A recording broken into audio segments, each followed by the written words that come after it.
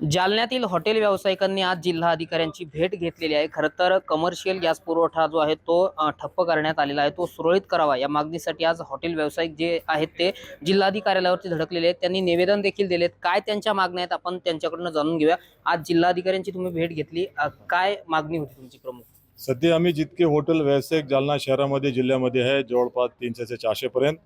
आता सर्वांकडे कमर्शियल गॅसचा जितका स्टॉक आहे ते संपत आलेला आहे। कोणी हॉटेल तर आजपासून बंद होऊ शकतो, उद्या परवापासून बंद होऊ शकतो। आणि आम्हाला जे पुरवठा करतात वितरक लोक, त्यांचं म्हणणं आहे की आम्ही तुम्हाला कधी देऊ शकतो, आमच्याकडे स्टॉक नाही आहे, 4 दिवस 5 दिवस 7 दिवस ते काही बी सांगण्यास तयार नाही। आणि मध्येच आता 9 तारखेला केंद्र सरकारचं एक राजपत्र निघालेलं नोटिफिकेशन, त्याच्यामध्ये स्पष्ट त्यांचं आहे डोमेस्टिकसाठी तर सर्वांना माहिती आहे की वेटिंग पिरियड वाढलेला 5-7 दिवस, आणि आमच्या कमर्शियलसाठी उद्योग आणि हॉटेल इंडस्ट्री त्याच्यामध्ये येते की आम्ही जितका गॅस घेतो मागील 6 महिन्यामध्ये त्याच्या ॲव्हरेज 1 महिन्याचे जितका गॅस येतो त्याच्या 80% ते आम्हाला पुरवठा करणार असं स्पष्ट त्यांचं म्हणणं आहे। तर त्यासाठीच आम्ही मॅडमशी भेटलो। त्यांनी DSOला आणि डेप्टी कलेक्टरला बी त्यांच्या चेंबरमध्ये बोलून घेतलं होतं। त्यांनी आमच्याशी चर्चा केली। आम्ही त्यांना केंद्र शासनाच्या जे राजपत्र त्याबद्दल बी सांगितलं, आणि त्यांनाही सांगितलं की आम्हाला व्यवस्थित एक तर प्लांटमधून तुम्ही माल इथे मागून घ्या, आणि याच्या काला बाजार ब्लॅक मार्केटिंग होण्याची फार शक्यता आहे। पैसे जास्त देऊन जालना जिल्ह्यातील बाहेरील लोक बी इथे माल घेऊ शकतात, तर ते अजिबात नाही झाला पाहिजे। तुमचा पूर्ण कंट्रोल याच्यावर असला पाहिजे, आणि आम्हाला 80% 60% जे बी तुम्ही पुरवठा करू शकतात जसा माल आला त्यावर आम्हाला प्राथमिकता द्या, की या व्यवसायावर फार लोकांचा रोजगार आहे। शेतकरी बांधवाच्या जे बी भाजीपाला फल फ्रूट याच्यावर अवलंबून आहे, आणि बाहेरून जे लोक येतात, फार मोठा इथे व्यापारी शहर आहे, इथे त्यांच्या बी खाण्यापिण्याची फार मोठी अडचण शहरामध्ये होऊ शकते। आणि आमच्या तर कामगारांच्या आमच्या व्यवसाय सगळं आम्हाला बंद करण्यास जसं कोविडच्या पेक्षा दुप्पट आम्हाला इथे मार पडू शकते। बरं, किती हॉटेल व्यावसायिक आहे साधारण जालन्यामध्ये, छोटे मोठे काय सांगता? जालन्यामध्ये जवळपास 300 छोटे मोठे हॉटेल व्यावसायिक आहे सध्या।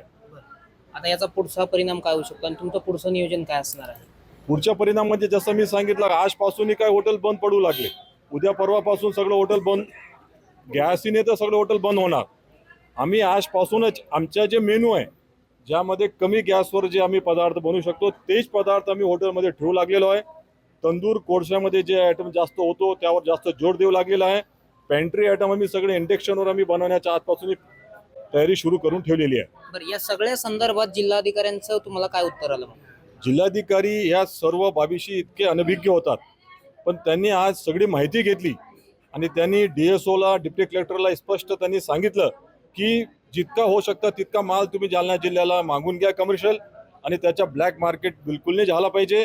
आणि जसा कॅटेगरीज उद्योगाला 80% जसा माल होतो त्याप्रमाणे सर्वांचा वाटप झाला पाहिजे। त्यांची पूर्ण नजर आता त्याच्यावर आहे। काय सांगाल, 1 ते 2 दिवसात हॉटेल बंद करण्याची वेळ येऊ शकते असं ते सांगतायत, काय नेमकी भूमिका आहे? बरोबर त्यांचं सांगितलं। काय जिल्हाधिकाऱ्यांकडून सांगण्यात आलं? जिल्हाधिकारी सर्वांना DSOची जे त्यांना बोलवण्यात आलं आहे, आणि त्यांना पूर्ण निर्देश देण्यात आलेले आहे की बाबा कमर्शियलचं काळाबाजार नाही झाला पाहिजे, जे डोमेस्टिक आहे त्याचे काळाबाजार नाही झाला पाहिजे।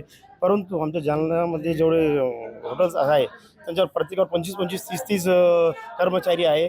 त्यांना उपासमारीची वेळ येऊ शकते, आणि ग्रामीण भागातील जे लोक येतात त्यांची पण उपासमारी होऊ शकते। की आमची एवढीच इच्छा आहे की हॉटेल असोसिएशनतर्फे आमची विनंती सहाय्य आहे, त्यांच्या मार्गदर्शनाखाली आम्ही आलो होतो। एवढीच विनंती आहे की हॉटेल असोसिएशन उपासमारीची वेळ येऊ नये। तर नक्कीच आपण पाहतोय की गॅसचा काळा बाजार होऊ नये यासाठी जिल्हाधिकाऱ्यांनी खबरदारी घ्यावी, त्यामुळं आपण निवेदन दिले असल्याचं त्यांनी म्हटलेलं आहे। आणि कमर्शियल गॅसचा जो पुरवठा आहे तो सुरळीत चालू राहावा या संदर्भात त्यांनी आज निवेदन दिलं आहे। खरं तर जालन्यात 200 ते 300 हॉटेल व्यावसायिक आहेत, आणि त्यांच्यावरती पुढच्या 1 ते 2 दिवसामध्ये हॉटेल बंद करण्याची वेळ सुद्धा येणार असल्याचं त्यांनी आता सांगितलेलं आहे। रामनाथ ढाकणे, TV9 मराठी, जालना।